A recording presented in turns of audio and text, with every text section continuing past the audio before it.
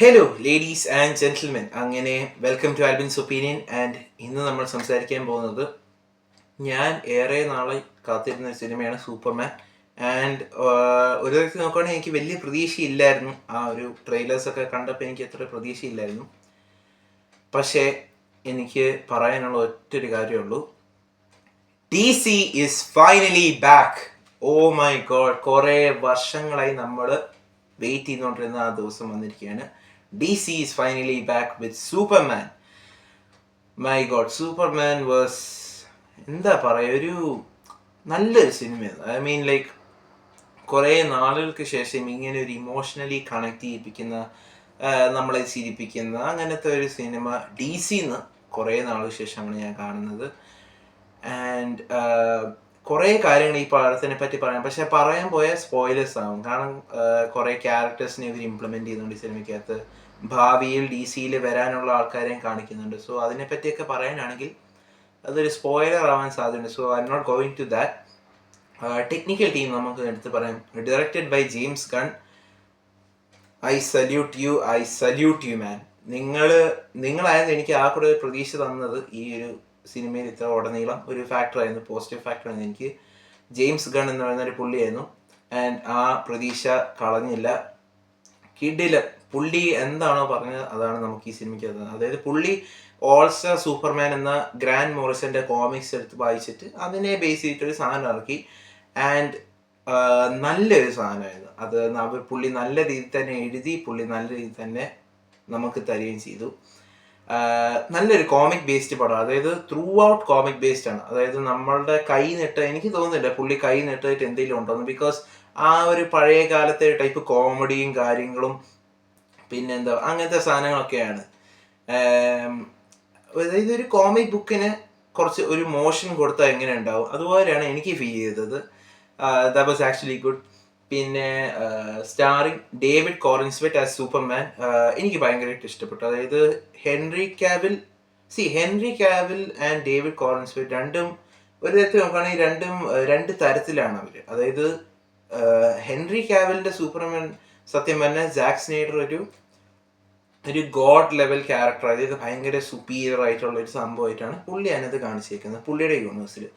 James ഗണ്ണിന്റെ യൂണിവേഴ്സിലേക്ക് വരുമ്പോൾ അതൊരു light hearted ആയിട്ടുള്ള, നമ്മളെ കൂടെയൊക്കെ ഉള്ള, അതായത് നമ്മുടെ സ്പൈഡർമാൻ അങ്ങനെയൊക്കെയുള്ള ഒരു ക്യാരക്ടറായിട്ടാണ് ഇതിനകത്ത് അവർ ഇംപ്ലിമെന്റ് ചെയ്തിരിക്കുന്നത്. ആൻഡ് അങ്ങനെ നോക്കുമ്പോൾ നല്ലൊരു കാസ്റ്റിംഗ് തന്നെയാണ്. ഡേവിഡ് കോറിൻസ്വെറ്റ് നല്ല രീതിയിൽ തന്നെ ചെയ്തു വെച്ചിട്ടുണ്ട് ആ സൂപ്പർമാൻ. പിന്നെ സൂപ്പർമാൻ ആൻഡ് ക്രിപ്റ്റോ ആയിട്ടുള്ള ഒരു കോമ്പിനേഷനൊക്കെ നല്ല രസമായിരുന്നു. നമുക്ക് നല്ലൊരു ഫീൽ ചെയ്യുന്ന ഒരു കോമ്പിനേഷൻ തന്നെയായിരുന്നു അത്. പിന്നെ Nicholas Hoult as Lex Luthor, again നല്ലൊരു പെർഫോമൻസ് തന്നെയായിരുന്നു. ആ ഒരു കോമിക് വൈസ് തന്നെ ഉള്ള ഒരു ലെക്സ് ലൂത്തറാണ് നമുക്ക് തന്നിരിക്കുന്നത് ജെയിംസ് ഗൺ. ക്ലൈമാക്സിൽ സത്യം പറഞ്ഞാൽ it could have been A better. അതായത് നമുക്ക് പുള്ളിനെ കൊല്ലാനാണോ ദേഷ്യം വരും ഇതിനകത്ത്. അങ്ങനത്തെ ചൊറി പിടിച്ചൊരു ക്യാരക്ടറായിട്ടാണ് Lex Luthor, even in comics as well അങ്ങനെ തന്നെയാണ്. അപ്പോൾ അങ്ങനെ ഇരിക്കുമ്പോൾ പുള്ളിനെ കൊല്ലാനാണോ ദേഷ്യം വരുമ്പോൾ ഒരു സംഭവം ഉണ്ട്, അത് ഞാൻ പറയുന്നില്ല. പക്ഷെ അത് ക്ലൈമാക്സ് കുറച്ചുകൂടി നല്ല രീതിയിൽ ആക്കാമായിരുന്നു എന്ന് എനിക്കൊരു ഇതുണ്ട്. പിന്നെ കുറേ പേരുണ്ട്. കാസ്റ്റിനെ പറ്റി ഞാൻ കൂടുതൽ ഇൻഡെപ്തായി പോകുന്നില്ല, കാരണം കൂടുതൽ പറഞ്ഞ സ്പോയിലേഴ്സ് ആവും. സോ എന്നോട്ട് സിനിമാറ്റോഗ്രാഫി ബൈ ഹെൻറി ബ്രാഹം, നല്ലൊരു സിനിമാറ്റോഗ്രാഫി, നല്ല ഫ്രെയിംസും കാര്യങ്ങളൊക്കെ ആയിരുന്നു. എസ്പെഷ്യലി ഐമാക്സിൽ കാണാൻ നല്ല രസമുണ്ടായിരുന്നു. ഫ്രെയിംസ് നല്ല കുറേ സാധനങ്ങളുണ്ടായിരുന്നു, നല്ല ക്ലോസപ്പ് ഷോട്ട്സ് ആണെങ്കിലൊക്കെ നല്ലതായിരുന്നു. പിന്നെ edited by William Hoy and Craig Albert, music by John Murphy and David Fleming. എനിക്ക് ഇവർക്കൊരു ഹ്യൂജ് റെസ്പെക്റ്റ് ഉണ്ട്. കാരണം ആ classic Superman theme, John Williams ഉണ്ടാക്കിയ ക്ലാസിക് സൂപ്പർമാൻ തീം അവർ ഇതിനകത്ത് ഇംപ്ലിമെൻറ്റ് ചെയ്തിട്ടുണ്ട്. അത് ട്രെയിലറിനകത്തും ഉണ്ടായിരുന്നു. ആൻഡ് കളിയാക്കരുത്, എനിക്ക് ആ ഒരു മ്യൂസിക് കേൾക്കാൻ വേണ്ടിയാണ് ഞാൻ സിനിമ കാണാൻ പോയത് തിയേറ്ററിൽ. കാരണം എനിക്ക് ആ മ്യൂസിക് നല്ല രസമായി ഇഷ്ടപ്പെട്ടത്. എനിക്ക് നല്ല ഇഷ്ടപ്പെട്ട മ്യൂസിക് തിയേറ്ററിൽ കേൾക്കാൻ നല്ല രസമുണ്ടായിരുന്നു. പിന്നെ അങ്ങനെ പോകുന്നു. 129 മിനിറ്റ്സേ ഉള്ളൂ സിനിമ.